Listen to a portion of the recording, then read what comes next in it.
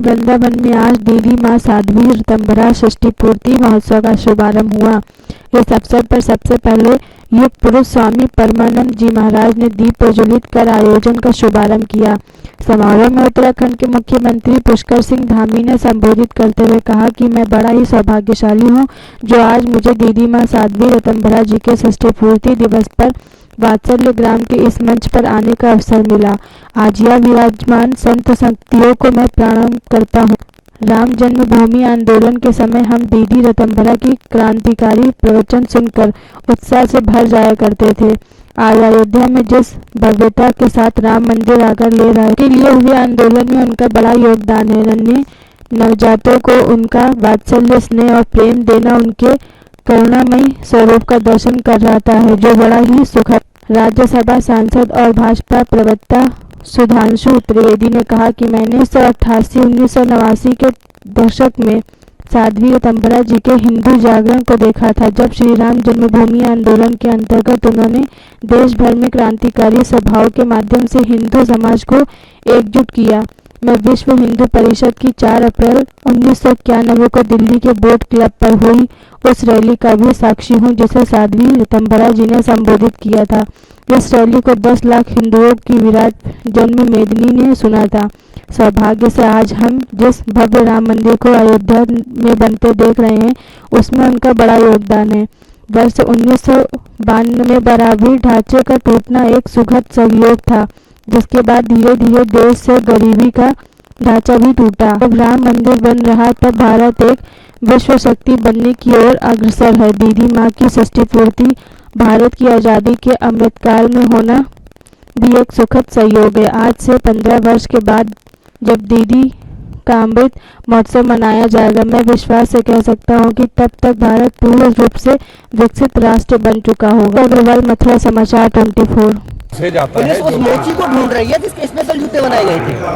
देखिए, ढूंढा उसे जाता है जो गायब हो गया हो।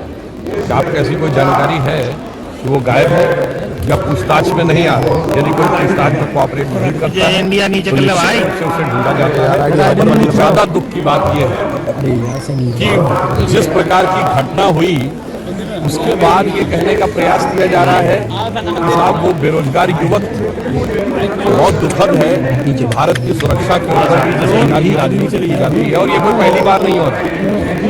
जब संसद पे हमला हुआ था तो अफजल को हालात का मारा कहने वाले इस समय की सरकार के कैबिनेट मंत्री थे जिनके रिटेड ट्वीट याकूब मेनन की जुडिशियल किलिंग कहने वाले लोग थे।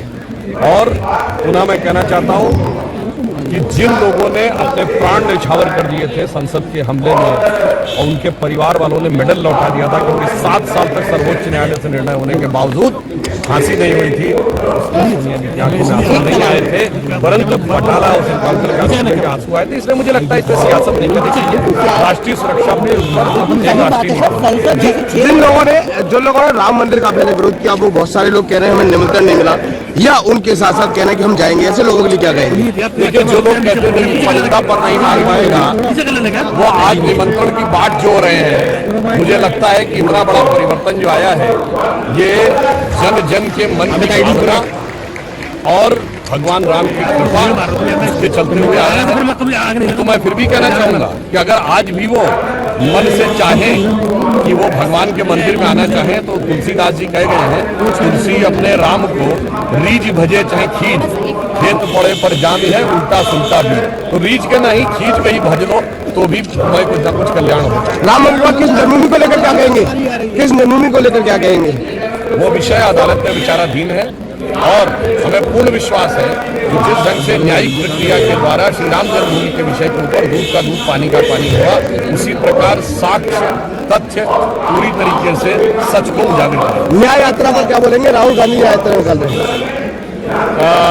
उनकी यात्राएं जो हैं उनके लिए मैं कहना चाहूँगा कि कश्ती भी नहीं बदली, दरिया भी नहीं बदला, पर इन डूबने वालों का जज्बा भी नहीं बदला है। शौक सफर ऐसा, एक उम्र हुई हमने मंजिल भी नहीं पाई।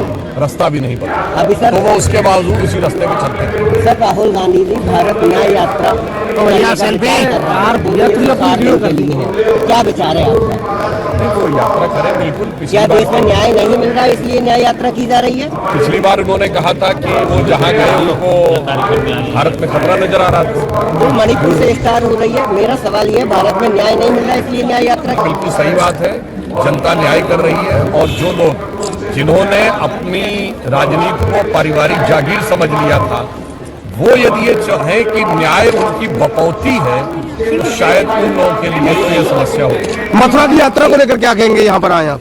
देखिए, यहाँ साध्वी रीतम्बरा जी का षष्ठी पूर्ति समारोह था, जिन्होंने समाज में बहुत से सकारात्मक कार्य किए हैं। वात्सल्य ग्राम की अवधारणा भारतीय संस्कृति की अद्भुत अवधारणा है कि एक अनाथ बालक या बालिका को एक परिवार मिले, एक अनाथ महिला को एक वात्सल्य के लिए एक कोई पुत्र या पुत्री मिले और एक वृद्ध को परिवार मिल जाए। मुझे लगता है बहुत ही सुंदर समन्वय की भावना है। उन्होंने जिस प्रकार के कार्य किए और इससे पूर्व श्री राम जन्मभूमि आंदोलन में जो उनका अप्रतिम योगदान रहा है, वो निश्चित रूप से सराहनीय और भारत के इतिहास में अविस्मरणीय है। ठीक है। इस बुलेटिन में फिलहाल मेरे साथ इतना ही।